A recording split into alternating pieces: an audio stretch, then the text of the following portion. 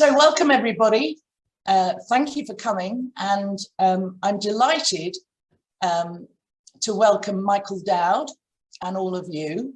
And I'm especially delighted because this is the first in a series of conversations that we're recording on behalf of Heart Community Group.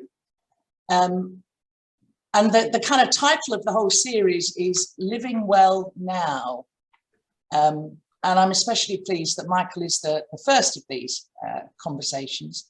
And we've got a whole host of them which you can see on our website coming up over the next 3 or 4 weeks. So yeah, really looking forward to this. So thank you, Michael, for coming along. Oh, my delight, Kim. I'm looking forward to this. Great. So for those of you that don't know, Michael is the creator of postdoom.com. And we'll put that in the chat later so you can go and check it out if you're not familiar with Michael's work. I found it an absolute treasure trove of nourishment and wisdom and resources and information over the past few years. Could you start, Michael, just by telling us what you mean by post-doom? Sure. Connie and I were doing a series of programs in Canada, and we spent the better part of an afternoon with Paul Beckwith and Paul Chafferka, both sort of elders or leaders in this sort of collapse, overshoot, abrupt climate change, potentially extinction sort of world. And we floated this idea of a post-doom conversation series. And they were both like, wow, that's great. And by post-doom, what I mean is somebody who gets the bad news, including the potential of near-term extinction, and certainly a trimming down of human population, at least 90% in the near future. And has done the grief work, the heart work, and then come through to a place of inspired local action, to a place of relative equanimity, to a place of generous, compassionate contribution to their neighbors, their friends, their family, and that sort of thing. So it's the opposite of doom and gloom. It's the opposite of giving up. It's actually more active, but instead of activism that's often still fear-driven and often make wrong, love and action. I call it love and action. It's where does love motivate you to be in action, to be a blessing to others in your community at whatever scale you can. And so I've had 80 of these post-doom, or 79 post-doom conversations over a period of a couple of years. And then I've also been adding resources to the post-doom. There's only 3 main pages on the post-doom website. One of them is the conversations page, which has all 80 of these people that I've had conversations with, and I continue to have a few more. And then there's the resource page, which is like a clearinghouse of the best blogs and videos and audios and podcasts and just all kinds of stuff. And then most recently, the post-doom discussion page, which is, we have these weekly, actually twice a week, post-doom no gloom Zoom calls, where there's 25 to 40 people, usually 25 to 35 people, every Wednesday night. Well, this is my time, so it'll be different for you, but every Wednesday night Eastern time and every Saturday afternoon Eastern time. And we just share. It started out to be at 90 minutes, and they're now more often than not 2 hours. I just had one last night, and it's where we can be authentic, because a lot of us, as you all I suspect know, live in like 2 or 3 worlds. Like, we can be authentic and real and vulnerable in certain contexts, but God help us, should we be authentic and real in another context, because it freaks people out. And that's not just the people in denial, but also the people who are still utterly and totally in activism mode and genuinely believe that if we just convert enough politicians or get enough people to vote the right way, or to, switch to, vegan, or stop flying or driving, or, all the other really important and good personal behavior things that make a difference in our lives, but aren't going to transform the system. And so this post-doom no gloom world is now where I imagine sort of I see myself as a post-doom pastor or post-doom chaplain, and I love it. I'm absolutely loving it. So brilliant. Thank you so much. And you often talk about, I've heard you talk about this WASF doorway, and can you talk a bit about that and the gifts that you see potentially on the other side of that doorway? Yeah, well, this is actually, I wasn't planning on doing this, but let me screen share and just actually go share with you all. Oh, I don't want a whiteboard. I want my, here we go.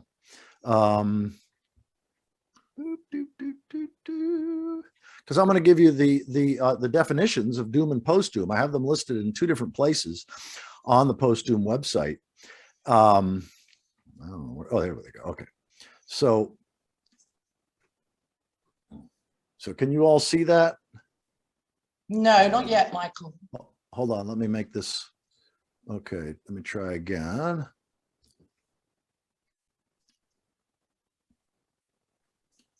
Okay, can you all see that? The post-doom, this is the homepage? Maybe if you stop sharing and then try and share again.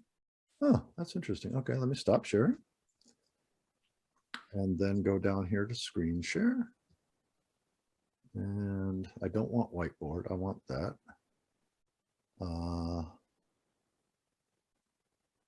There you go.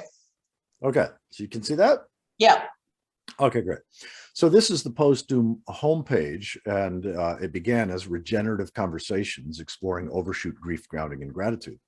And on this homepage, we also have the definitions of doom and post-doom. So there are just 3 definitions of doom and 3 definitions of post-doom that get at your question, but also really are foundational for the difference between doom and post-doom. And you find them at both of those pages. So doom, a common feeling of ugh or dread upon realizing that technological progress and economic growth and development are the root of our predicament, not our way out. Doom is a name for the anxiety and fear called forth when living in a corrupt and dysfunctional civilization, causing a mass extinction. And doom is the midpoint between denial and regeneration, with or without us. That's the thing, life regenerates. Even if we go extinct in the next 30 to 50 years, which is absolutely possible, it could be sooner than that. But even if that's the case, life will regenerate. That's what life does. I call it compost theology. And by saying doom is the midpoint between denial and regeneration, with or without us, it's like a lot of people avoid allowing themselves to even feel doom. Because what happens is there's this place called doom, which is the midpoint, and there's a door. And over the top of the door, it says WASF. And we all know what that means. We are so, yeah. But when we allow ourselves to walk through the door and look back, especially when we start really experiencing the benefits, there's like at least 12.5 benefits, really huge benefits relationally and psychologically, spiritually, and everything else, in terms of not just collapse awareness, but collapse acceptance. So it's what Paul Chafferka calls the gift, finding the gift on the other side of the stages of grief, acceptance, finding that gift. And then you turn back and that door still says WASF, but what you're present to more often than not is we are so fortunate. How fortunate it is to be alive today, even with all its pain, even with all its anguish, even with all its suffering, even with the chaos and suffering we see around us. It's a heart tenderizer, and it allows us, unless of course we're struggling for food. I mean, there are the bases of Maslow's hierarchy that, if you or your kids or grandkids are struggling for food or shelter, obviously that's going to be the thing you're present to. But assuming that there's at least some level of privilege or some level of basic needs met, then wait, what am I doing? I can't take off yet because I got to get to post-doom. So let me go back. Sorry about that. It's all right. Yeah, all right, try it again. Okay, so post-doom. What opens up when we remember who we are, that we are part of the universe, we're an expression of life, we're a part of nature, not its masters. So what opens up when we remember who we are, accept the inevitable, honor our grief, and prioritize what is pro-future and soul-nourishing?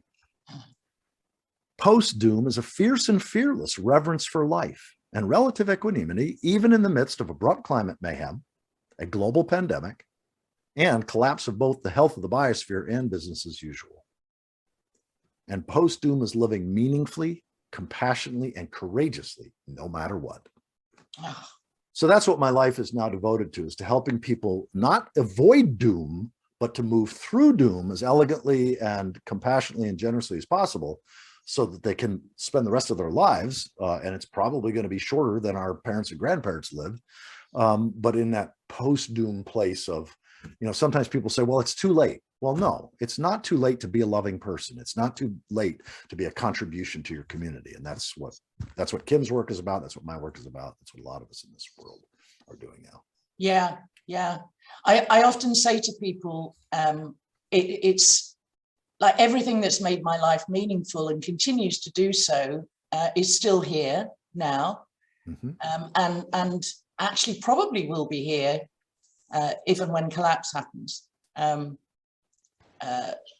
So yeah, it's so what can you share with us? And you do so much of this on your website and in your talks, and what does it mean to you to live well now? Well, thank you, Kim. The first thing I want to say is, what I just shared, that you all experienced, everybody except Bill, is the most important thing I have to say. So, Bill, you just missed out, but there, what can I say? I love Bill.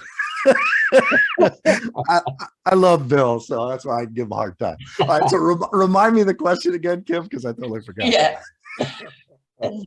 So you've already said a bit about this, but what can you share about what you've seen on how to live well now, knowing what we know? Yeah, great question. So just speaking personally, I came to this understanding. I was pretty much, I had an ecological worldview through Thomas Berry and Joanna Macy and deep ecology and bioregionalism and ecofeminism and all that good stuff in the 1980s, 1990s. But around 2000, I read several books that put me on a techno-optimist, unidirectional, sort of more human-centered understanding of things. And it wasn't until December of 2012 that I lost that died. I watched David Roberts' TEDx talk called "Climate Change is Simple," and it just changed my life. So for the last 9 years, I've been spending between 20 and 40 hours a week studying the rise and fall of civilizations, abrupt climate change, which is like 10,000 years of climate change in half a human lifetime, and all this really scary stuff. And I was an ardent activist for a while, because I really believed that we could still transform the systems. And I went through the classic pattern that Paul Chafferka talks about that I'll share a little bit later. And what has made the difference, more than anything else, are several things. One is an expanded sense of identity, what Joanna Macy and others called the greening of the self, or the universalizing of the self, that sense that my self doesn't stop with my skin, that I am like nesting dolls. We are all part of a nested process of divine creativity, and we're part of it. We're not separate from it. We're not superior to it.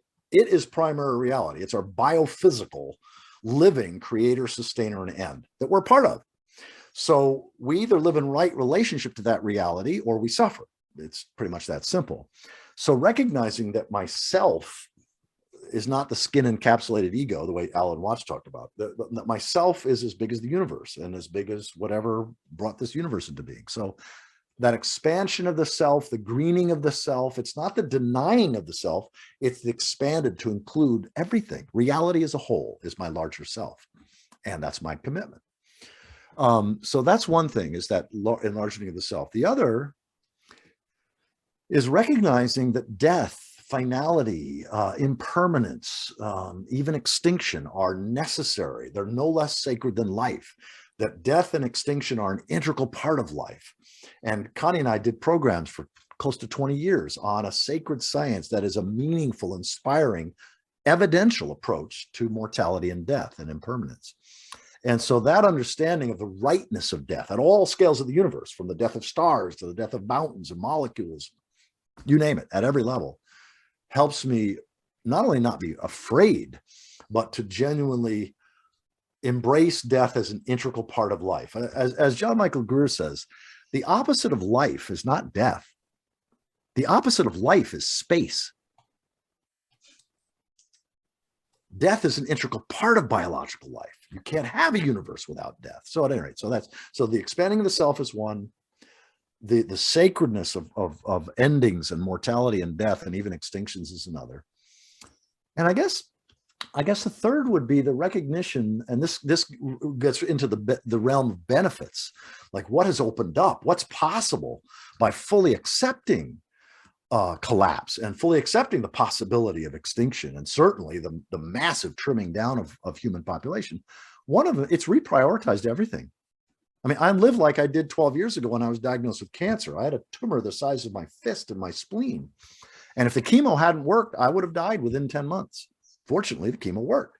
But during that period when we didn't know whether it would or not, I had what religious people call the peace that passes understanding. I just had this deep gratitude for the past. And I had done the cleanup work. I had made amends. I had said apologies and to several people, actually quite a few people, but there were several people that all I could say was, I don't expect you to forgive me. I just want you to know that I know what a shit I was. And if I could go back, I would do it differently. Boom, we were both in tears, you know? So that kind of cleaning up the past, making amends, and also expressing gratitude. There were like 45 people that I wrote down on a list, and I reached out to each one of them independently, and I thanked them. You know, I never told you what a blessing it was when you did this or when you said that or whatever. I even went to a second grade teacher that I had that was still alive. So at any rate, so expressing gratitude, expressing regret, that cleaning up my life has been possible. So those have been the things: expanded sense of self, the sacredness of death, and then using the awareness of mortality and the fact that that all of us on this call could very well be dead within 10 years. No question. I would actually put it at over 50%. But whether that's the case or not, we're living in the real end times. A lot of people don't recognize, don't appreciate that movie Don't Look Up. Connie and I watched it for the 6th time just the night before last. But most people don't get it. And certainly most of the critics didn't get it. No. Neil deGrasse Tyson got it. It's a documentary, he said. It's simply telling the truth. This is how our politicians are going to behave, and are. This is how the media, this is how all of us in our, and anthropocentrism, that's the name of the meteor, or that's the name of the asteroid that's already hitting us, but it's a slow motion asteroid. But it's anthropocentrism, it's human centeredness, and it's 7,000 years in the making. So we can't stop it. It's going to prove just as unstoppable and nearly as deadly as the comet in that movie. And so I can not only be not freaked out by that, but I can allow that recognition that we are in the real end times, not mythic, not fundamentalist, but we are in these times. And oh my God, what a holy time to be alive. What a sacred time. I'm still conscious. I can still go to the grocery store. I can still put gas in my car. That may not be there 5 years from now, or 2 years from now, or 12 years from now. So living with a sense of how sacred life is, how precious it is, what a gift that I happen to have been born. I won the "where were you born" lottery. I happen to be born in the right place. I'm not suffering. I'm not struggling. I have a lot of privilege. So how am I going to use that privilege to be a contribution and to promote post-doom heart and mind and post-doom living? So anyway, long answer to your question. Yeah, no, that's brilliant. Thank you. And let me just pause at this point and say to the rest of the people on the call, if you have questions, by all means, can you start putting them in the chat? Start putting them in the chat, and I'll call on you to ask your question. Or if you don't want to ask it, just put it in the chat and say, can somebody else ask it? That's fine too. And you can feel free to also, I mean, if this is okay with you, Kim, on my calls, we also did the raise hand.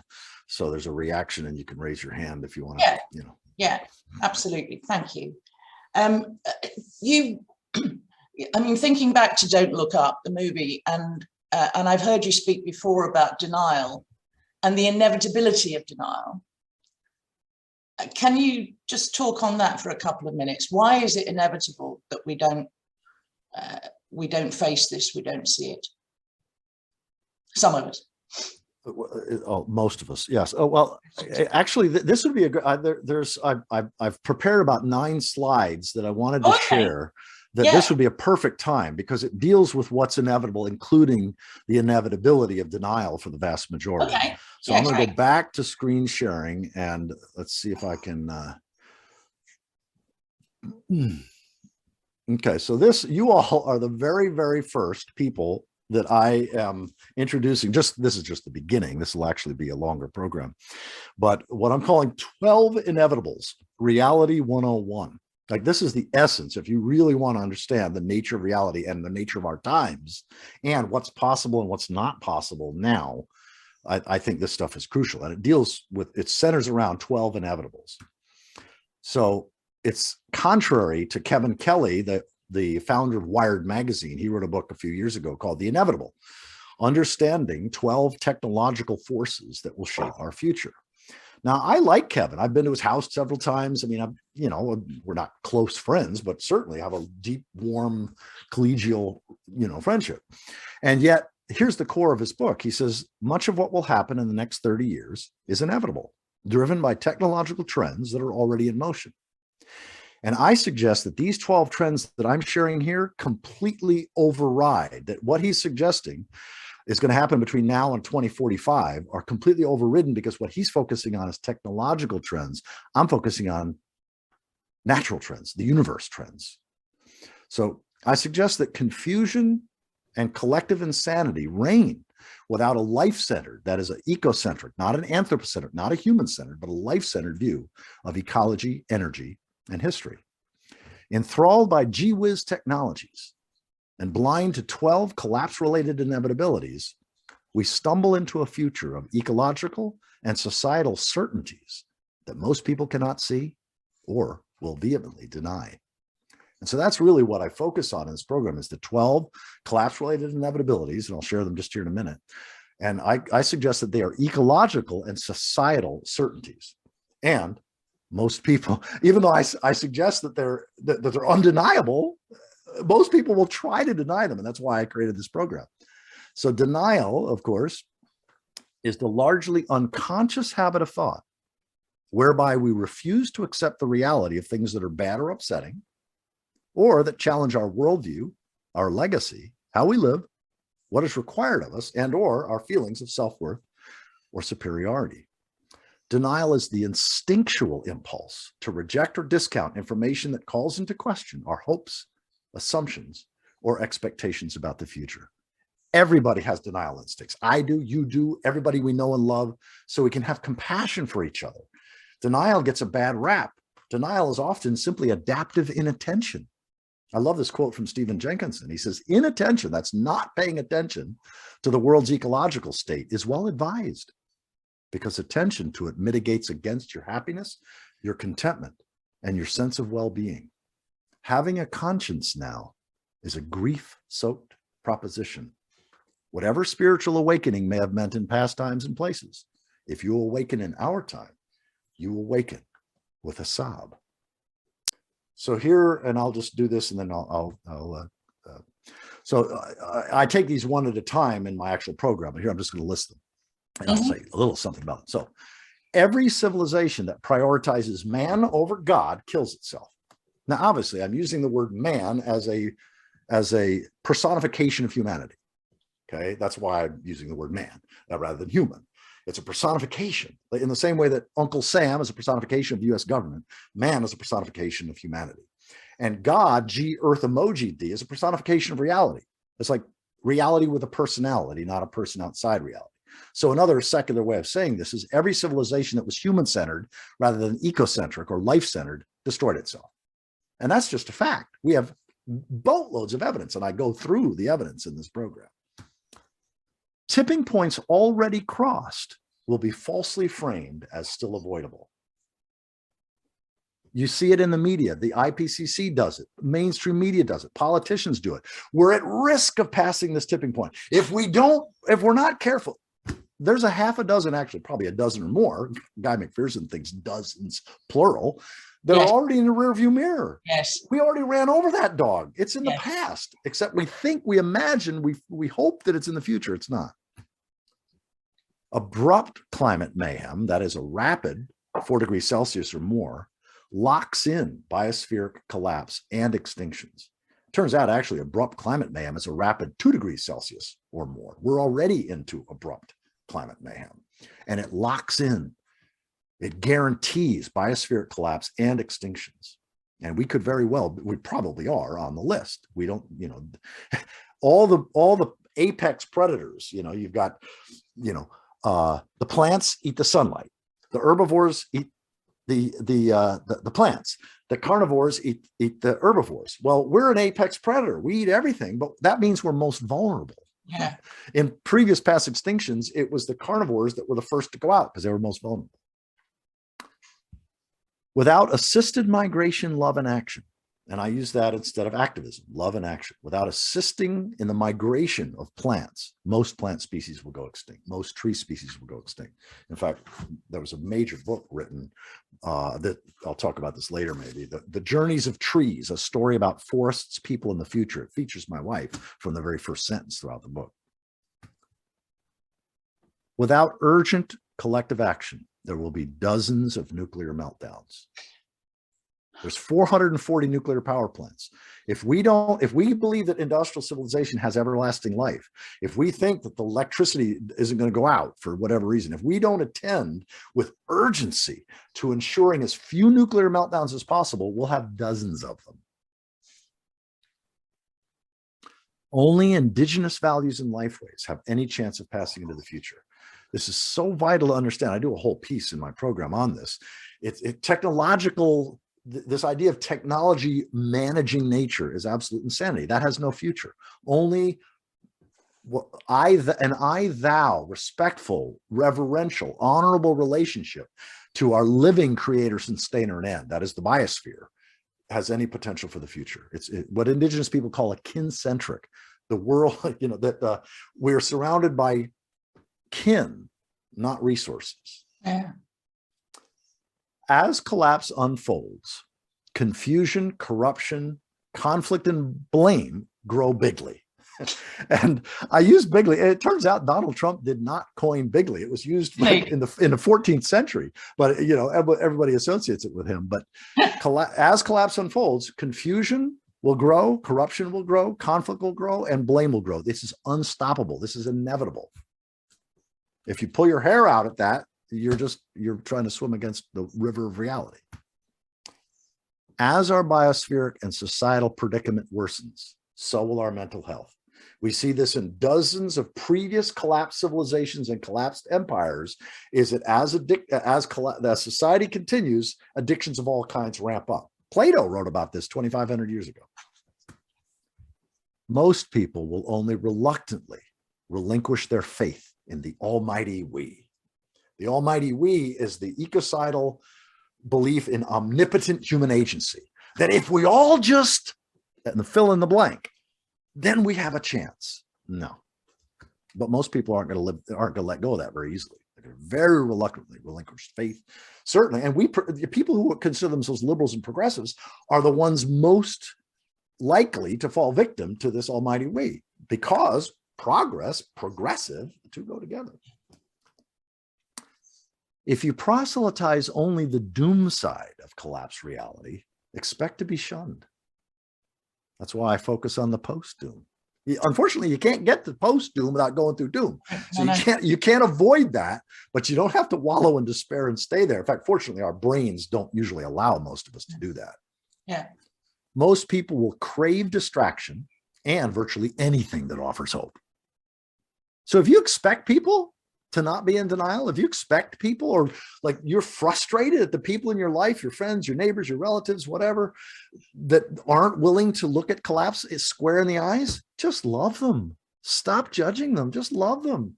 They're going to cling to anything that offers hope. And number 12, the elite universities, the Intergovernmental Panel on Climate Change, the mainstream media, and politicians, and New York Times bestselling authors will remain first-rate legal hopium dealers. I love that. Now, there'll be plenty of hopium on the black market too, but these are the legal options. There'll be no so this is why those of us who really get collapse occasionally put little hooks. Just see if the people in your life that you love are open. That's why I created my two perhaps best video. Actually, I consider this will probably be my best video on this, but I created Collapse in a Nutshell and Overshoot in a Nutshell, both half hour, and they're designed to share with somebody and just say, hey, I'm in a discussion of this kind of stuff. It may not be your cup of tea, but if you're interested, let me know. They'll let you know. They'll either ignore it or they'll say, yeah, let's talk about that, or whatever.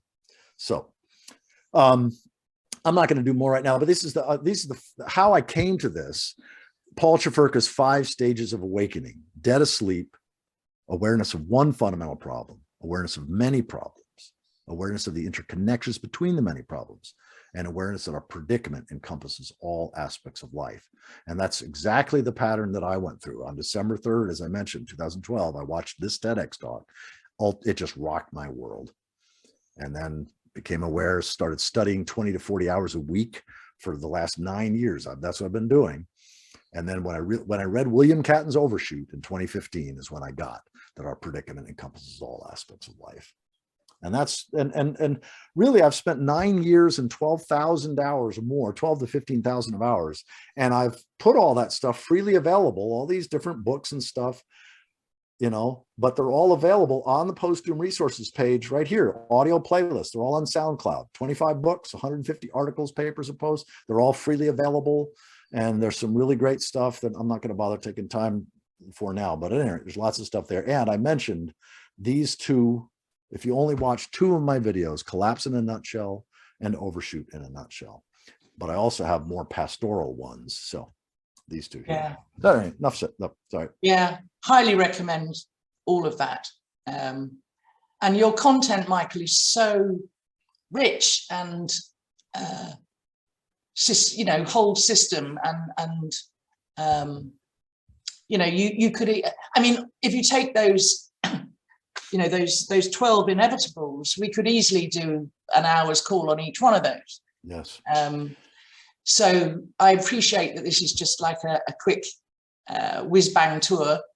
Yeah, well, I will be recording that tomorrow, and then it'll be Connie will edit it. So within the next 2 or 3 days, it'll be up on YouTube. And I imagine that those 12 inevitables will be the heart of what I do for the foreseeable future, because everything that I can do, the more post-doom, no gloom, more pastoral support, therapeutic kind of stuff, the more prophetic, like this is the nature, I can do all of that within that context.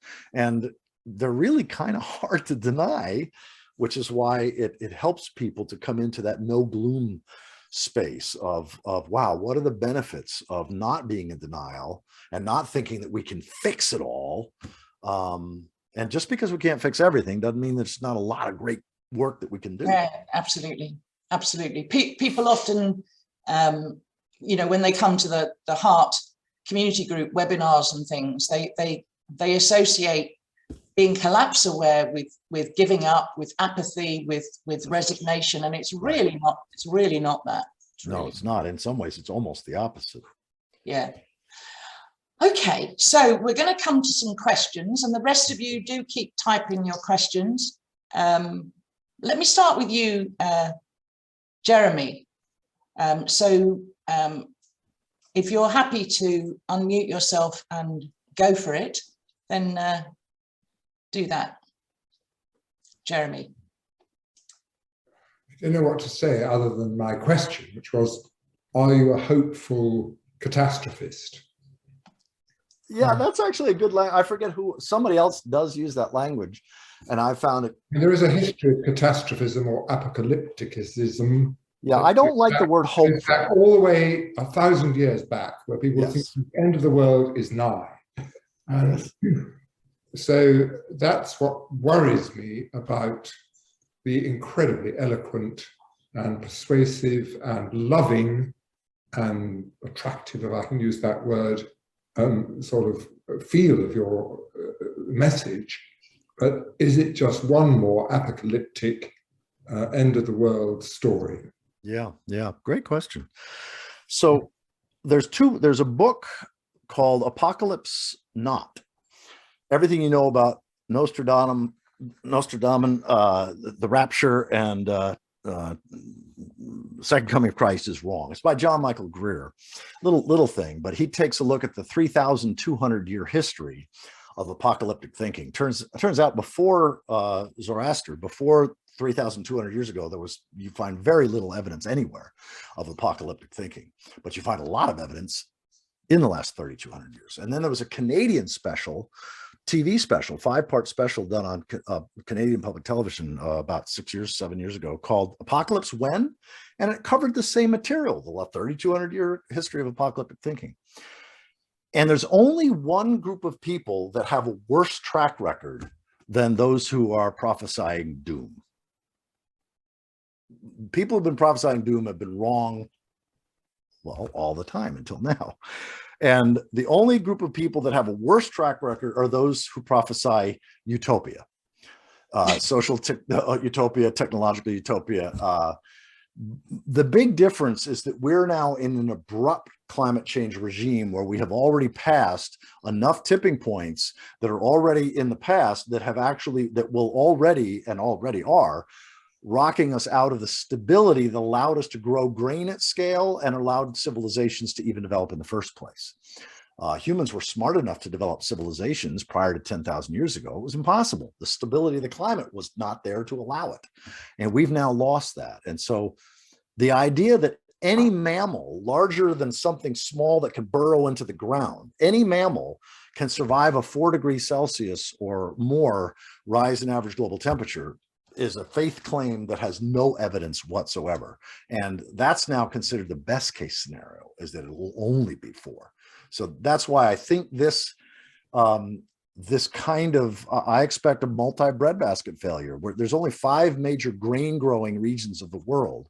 And if 2 or more fail in the same year, you're looking at anywhere between 500 million and 4 billion people dying within 14 months.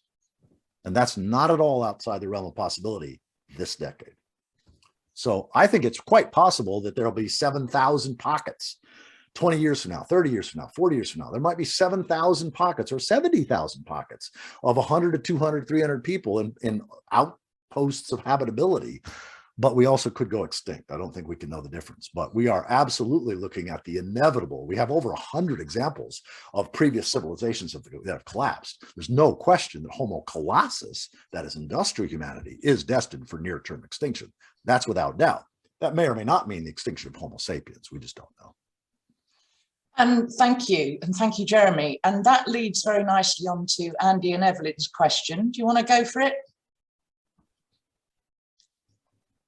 Well, I think that sort of answered it, really.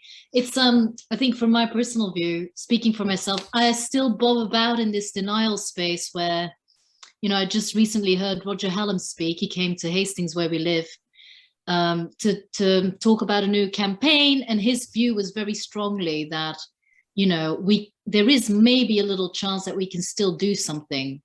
And it sparked in me this question of, actually, I don't want to do anything because, you know, sitting on a road or blocking something is really uncomfortable. So might there also be a kind of comfort in this deep adaptation for myself?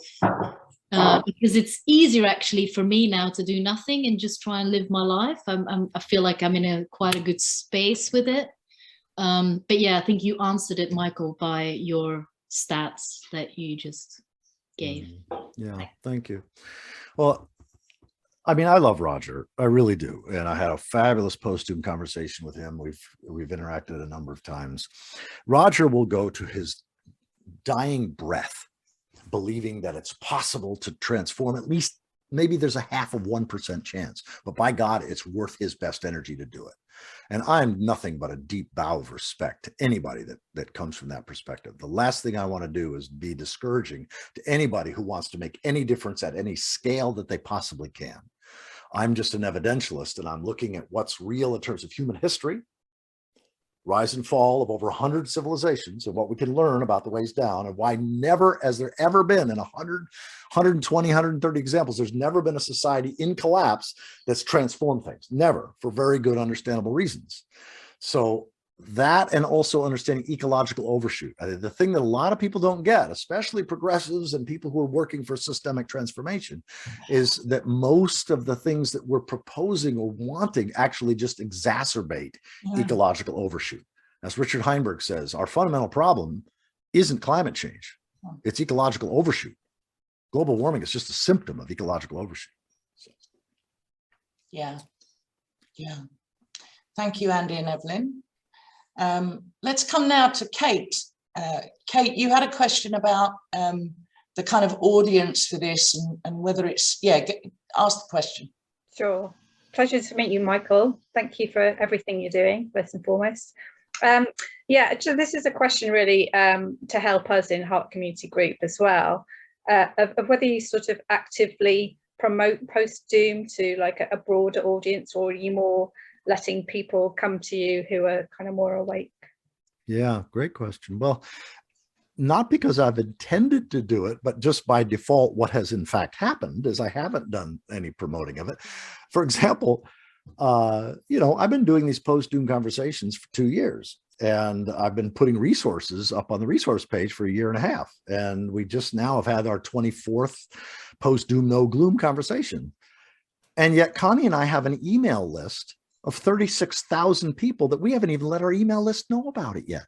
Now, within the next month, within the next probably 2 or 3 weeks, we will send an email to our list, but I've not actively promoted it yet. I wanted to, this program on the 12, inevitables, I'm going to have a version that's about 15, 20 minutes long. That's just sort of like just the basics, a little more than I shared with you. And then a longer, like an hour long, hour and 10 minute long, that really is the full meal for people who really want to understand the science and with all kinds of charts and all kinds of visual stuff. So I have not yet promoted the post-doom thing beyond just, on my Facebook page. I spend maybe a half hour a week on Facebook, usually just to go up and post something and that sort of thing. But yeah, I will be with this video completed, I will finally be in a place where I'm now willing to let the world know, including my own followers, now the people that have been on our list, to know about this. I just, right now it's having 30 people on a post-doom no gloom call. That's really easily manageable. And I know how to relate in a Zoom context and small groups and whatever. If I have 120, I don't know what to do. And so I'm not exactly chomping at the bit for like a bigger thing yet. Yeah.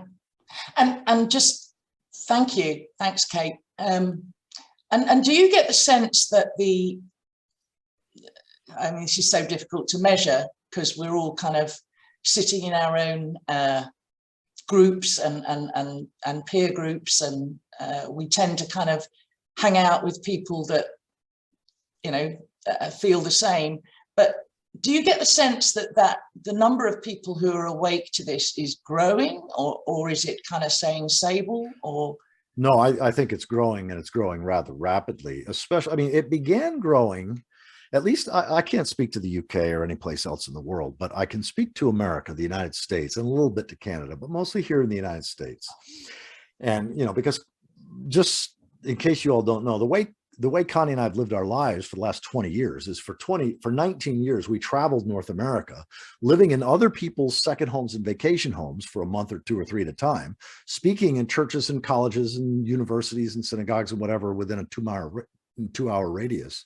And we've spoken about 3,000 groups across North America, basically where science, inspiration, and sustainability intersect. And so that's what we've been doing for a long time. And I love that, but now we're based here in Ypsilanti, Michigan. We're settled down. We've got a small little place. I still do Zoom sermons and Zoom homilies and, all this I can do it via Zoom, but it's grounded. It's based here. And I would say that remind me of the question, Kim, I got lost. No, that's fine. It's really your sense of whether, if I just. Is it growing? Yeah. Yes. So in the United States, you've seen this before, Michael, but we use this these 4 columns, and actually in reality there are 6 columns at least. There's kind of column 0, which is complete denial, and then there's column 5, which is near-term human extinction. But right. It was really about, do you sense that because we do, that the percentage of people, it's still very small, but the percentage of people in column 4 is growing. No question. And I would actually put a column between 4 and what you just described as 5. Beyond collapse aware, it's collapse accepting. Because Okay. when you're genuinely collapse accepting, that's when you experience the benefits. There's like 15, 20 benefits. I just had a call. The next post-doom conversation will be somebody I just had a call with 2 days ago on the benefits specifically, because that's what a lot of people miss in discovering, like just how rich it can enhance your life and relationships. Again, assuming you're not struggling to put food on your table for your kids or whatever. But yes, in the United States, the real shift in people becoming aware and open to learning more about collapse and overshoot and you know, potential of extinction, all that kind of stuff, really began with the election of President Donald Trump. Yeah. Because the liberals and progressives, had Hillary Clinton won that election, most progressives and liberals would have still been on what I call the secular or the civil religion of perpetual progress. Yeah. Well, hey, we had a black president for 2 terms. We got a female president.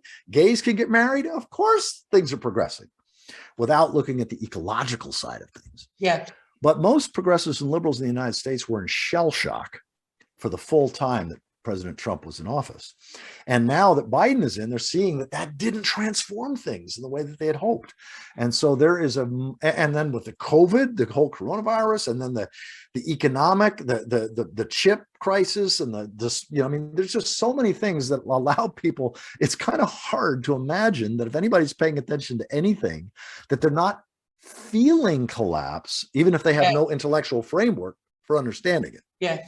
So I think that there's a growing possibility for those of us who are not just a collapse accepting, but not just collapse aware, but collapse accepting, and who have some tools that help take people gently by the hand through a doom, but into a post-doom space. Then, I think that we'll see an exponential rise of people who are not just accepting, but embracing. And I hope so, because if we don't, and this is the thing that scares me, there's very few things that frighten me anymore, because I'm so aware that this is how civilizations collapse. This is how our species is potentially going extinct. But what really frightens me is the fact that we could have dozens or hundreds of nuclear meltdowns. Mm-hmm. And so we need at least a critical mass of people to be a collapse accepting, to genuinely take the collective political action to ensure that that's not the case. Also, moving trees. I mean, who's going to move trees if you think that, somehow we're going to make this? So there's a cost to denial. There's a cost to believing that we can transform things, because then you're not going to do the things that do come when you accept the reality that, we're part of a terminal, we're part of Homo Colossus. And Homo Colossus is a terminal cancer. Absolutely. We talk a lot in our group about the premise that you're starting from, and especially when we talk to local councils and politicians and local leaders and things. And, your entire climate action strategy plans is based on the premise you start with, and if your question is, how do we reach net zero by 2050? That's going to drive everything that you do. So I think it's such an important question. Bill.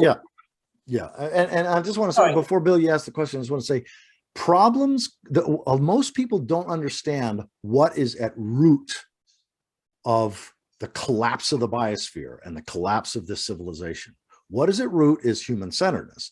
But human-centeredness has taken a particular form, and technology and the market, every market-based economy in the history of our planet, that is every economy, not even our kind of market economy, but every economy that didn't have their economy mimic the wisdom of ecology, but every economy that treats the living world as a place of resources and a place for a waste, always collapses, always does self-destruction. It can't not. So every market economy and every technological society of any kind of technology where it benefits humans, but it doesn't benefit any other creatures, and it doesn't become food for other creatures at its life, at the end of its life, always creates more problems for us over time. It just does it over time. So the idea that technology and the market and the Green New Deal and enough wind turbines and solar panels and getting to net zero, it's all delusional ultimately, but it's worse than just bad. it's by having that delusion, we don't move trees, we don't move species, we don't cap the nuclears, we don't get the spent fuel rods out of the swimming pools. So we don't build local communities. exactly, we don't build local community that has a chance of being resilient, and where people's love and commitment and compassion and generosity for each other actually add to a quality of life, that your life is better in collapse than it was when we thought we could be just isolated from each other. Yeah, fantastic. Sorry, I'm on my soapbox. I apologize. No, it's great. Bill, unmute yourself and go. Some of us enjoy that soapbox, Michael. Thanks, brother. So this whole COVID drama, my experience with 9/11 was seeing the absolute, lies of mainstream media. And so when COVID came up, it was like 9/11 in slow-mo. And so I've distrusted it profoundly. So given collapse, and given that the powers that be that control all of the media and all of damn near everything, they're not stupid. They know what's going on. They probably know collapse. Is it possible that these 4 billion injections that people have gotten around the planet is designed for another purpose? Given the possibility that they know about collapse also. Yes. Well, certainly. And I read your emails and I mean, more than that, it's like, I read James Howard Kunstler every Monday and every Friday without exception. I don't agree with him on everything. And certainly if I didn't read him, I wouldn't be aware of what a huge portion of America believes. And some of his prognostications about the future, I not only take with a grain of salt, I sort of take with a salt mine of salt. But I love the guy. I love Jim. I know him. I've interviewed him. And he keeps me aware. And Kennedy's book on Fauci, I mean, there's no question that corruption and evil, for lack of a better word, is happening at powerful levels. What is that old thing? Power corrupts, and absolute power corrupts absolutely. So there's no question. But I do agree with the statement in the movie Don't Look Up, which is where Jennifer Lawrence's character says, guys, it's worse than that. They're not even as smart enough to be as evil as you're making them out to be. So some of the belief, in the conspiracy side of things, there's no question that the powerful and the elite conspire to have things work on their behalf. No question. And we've got people in our own family. I mean, I've been vaxxed, double vaxxed, and a booster. Connie's not going to get the booster. She had a bad reaction to the second one. I think that some of the stuff out there is quite possibly right. And we've got my daughter, who has my 19-month-old granddaughter, her husband and his whole family have been against vaxxing of any kind for decades. So we've got within our family, and I just bow of respect to the diversity. I'm not interested. I'm not on the liberal side of the anti-vaxxer bullshit. But nor am I on the conservative side that, I'm not into that blaming and judging. That reality is more complex. The media are bought. Corrupt powers of corporations and powerful individuals are at work. And I don't trust, to my mind, I typically in the morning, the only place that I trust in terms of the news are aggregate sites like Reddit Collapse, or especially climateandeconomy.com. My favorite collapse site, climateandeconomy.com. Justin Panopticon, that's a pseudonym, but he has like 30 little short paragraphs with a picture of Monday, Wednesday, and Friday economy, Tuesday, Thursday, Saturday climate. And you get a world picture of the news that matters, which is our relationship to the planet, our relationship to the future. And so I don't trust the New York Times. I don't trust the Washington Post. I don't trust the Guardian. I don't trust Fox News. I occasionally check Google News just because I want to see what a whole bunch of different sources, but I don't trust, liberals who trash conservatives and conservatives who trash liberals. Neither of them get evolution. Evolution requires a conserving and a progressive element. And so I'm not into that battle at all. I have no dog in most of those fights. But yeah, I agree with you. There's tons of corruption out there. Yeah, thank you. Thank you, Bill. Thank you, Michael. So we've only got 5 minutes left. Oh no. John Duncan, you want to unmute yourself and ask your question? Thank you. Yeah. Okay, so my question is, why should we trust the science that you are bringing us, the science that's informing collapse, rather than the IPCC science? Because the IPCC, well, first of all, I kind of like the Oracle in the Matrix when she was asked by Morpheus, you know, why should we trust you? I'm not saying you make up your own damn mind. You know, it's like the IPCC is not just the scientists. That's what most people don't realize, is that in order for anything to be published within the IPCC, it has to go through a whole bunch of economists. It has to basically assume the industrial growth model of economics. Nothing can get published there without. And so there are certain things that it's very well known that the IPCC does not factor in, such as most runaway tipping points. The forests of the world are going to continue to burn regardless. If every human being went extinct tonight, the forest fires would get bigger every year, more intense every year, and more of the forests of the world would add, and this is adding carbon dioxide and nitrous oxide. In fact, if we could somehow miraculously stop all emissions tonight, nitrous oxide, methane, and carbon dioxide would continue to rise. It's already out of our control. The oceans, the death of the oceans is already out of our control. Nothing we can do to stop the loss of coral reef and virtually all species other than things like, you know, jellyfish. And I could go on and on. I don't need to. So I say, trust whoever you want to trust. I'm not saying that you should trust me, but what you should know is that there are certain things that the IPCC regularly cannot possibly factor into their models. And somebody who's an IPCC reviewer that is the first person to say this is Peter Carter. I have 6 different things that I recommend, the highest things on abrupt runaway climate mayhem. And it's on the resource page of the Post-Doom website. And you can click. And I've got Guy McPherson, I've got Paul Beckwith, I've got just like a who's who of the best stuff on abrupt climate change. And the IPCC isn't reporting on any of those for very good, understandable reasons. I'm not making the IPCC wrong. It's just that's the way it's set up. Thank you. Thank you. So we have Jeremy and we have Anne and Neil, and we're running out of time. Jeremy, were you going to come back with something? You're on mute. You're on mute. This is true. It's in a way the same point as John's just made, because listening to you, you seem to me to be rubbishing any attempts at moving towards sustainable energy production. You say it's all a waste of time, it's all far too late, it's all a kind of liberal conspiracy. No, I didn't say that one, but I did agree with the first two. I think you did, actually. And I feel that you are, in a way, saying exactly the same as the climate denier, which is, it's a waste of, the climate denier says, climate change denier just says, well, it's not happening. You're saying it's a complete catastrophe and therefore it's not worth doing anything, except this kind of spiritual path that you're leading us down.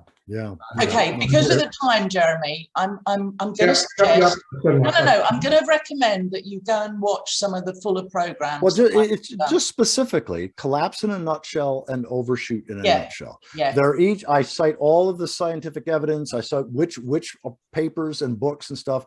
And if there were only one book that I would recommend, like if you only read one more book the rest of your life.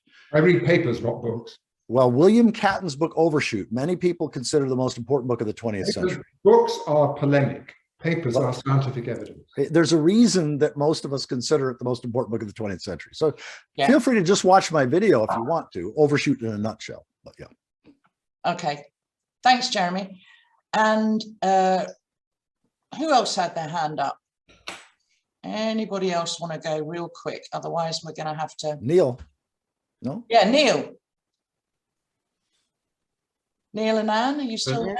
First of all, Michael, thanks for all your work. Love it. And in answer to Jeremy and this collective, Michael hasn't said don't act. Michael has said act. Yeah, the opposite, actually. Post-doom perspective. And so with respect, that doesn't take away from the potential to create islands of sanity in this sea of destruction. And so community development, mechanisms for actually creating coherence. And I know we've run out of time and it's a longer design question, but my sense is that in the same way we need a critical mass to shut down nuclear reactors and move trees, Yes. we also need critical masses in geographical places that can act together Yes. to lessen the impacts in the short term and to lengthen the glide, even though we know what's coming. So it's not inevitable, the timing, and therefore anything we do now is actually a benefit, provided it's done with a loving life intention and a loving design. Yes, thank you, Neil. And I apologize, Jeremy, for reacting defensively. The reason I did is because I'm pretty much saying the opposite of what you were suggesting that I was saying. I believe that there's tremendous work we can do, but most of this work that I think can make the biggest difference is going to be locally and regionally. And so, but yes, the ecological paradigm that William Catton offers and the understanding of energy return on energy invested, that's where I think that some of the large scale things that many levels of progressives want is not aligned with reality. But yeah, feel free to believe differently. Yeah. Whew. Wow, what a great call. Thank you, everybody. Thank you, Michael, so much. We could, you know, Michael, I'm tempted to ask you now, and you can only say no. Maybe, you know, we could do this again in a few months. Oh, are you kidding me? I'd love to. And one of the things that would be really fun is that, you know, is actually, if any of your folks want to watch Collapse in a Nutshell or Overshoot in a Nutshell, or this new one when it's done, and then actually come and let's just spend the time discussing it. That way I don't try to, I'm not trying to cram a bunch of information into a short period of time. Yeah. No, that would be great. Thank you so much. And I just want to say publicly, Kim, your work, the work that you are doing, both in this context, but also just, you're one of the people that I count as a cherished colleague in this post-doom heart and mind space. So thank you. Thank you very much. Thank you. And I appreciate your, gosh, I mean, you know, just the skill at being able to impart so much information in such a short time. And I know you've got so much more up your sleeve. But thank you, everybody, for coming. Well, and feel free to join us everyone, you know, again, on the discussion page of the Post-Doom website, twice a week, we have these Post-Doom No Gloom calls. They're great. And I'd love to have you, Kim, as a guest, where you there fielding questions. Same thing with you, Bill. I deeply bow of honor and respect to you as an older brother in this work. So I'd love to have either one of you.